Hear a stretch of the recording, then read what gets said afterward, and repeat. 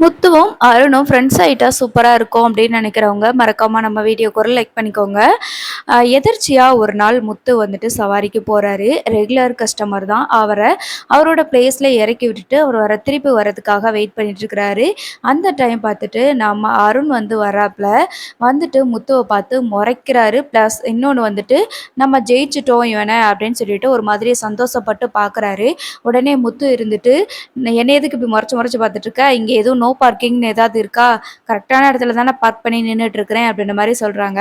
அருண் இருந்துட்டு, 4 பேர் என்ன பண்றாங்க, ஏது பண்றாங்க, ரோட்ல பார்க்குறது தான் என்னோட வேலை அப்படின்ற மாதிரி அருண் சொல்றாரு.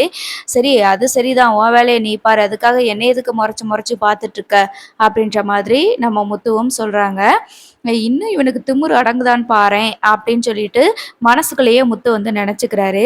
அதுக்கப்புறமா மறுபடியும் இன்னொரு ரவுண்ட்ஸ் வந்து அருண் போறாரு. அங்க சில பசங்கள்லாம் வந்துட்டு மத்த எல்லாரையுமே வந்து கிண்டல் பண்ணி பேசுறத வந்து பார்க்குறாரு.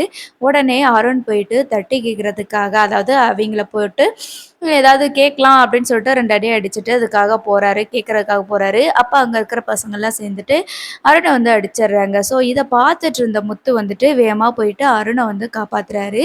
"என்னதான் ட்ரெய்னிங் எடுத்தீங்களோ நீங்கலாம், இவிங்களெல்லாம் அடிச்சு தெறிக்க விட வேண்டாமாக்கும்" அப்படின்னு சொல்லிட்டு காப்பாத்துறாரு.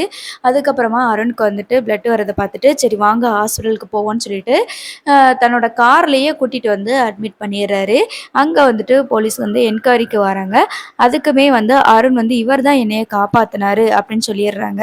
இல்ல இந்த ஆளு தானே அடிக்கடி உங்க கூட பிரச்சனை பண்ணிட்டே இருப்பான். அதனால இவன் மேல தான் இவன் தான் ஏதாவது பண்ணியிருப்பான்னு நினைச்சிட்டு தான் கேட்டேன் அருண் அப்படின்னு சொல்லிட்டு இன்ஸ்பெக்டர் கேட்கிறாரு.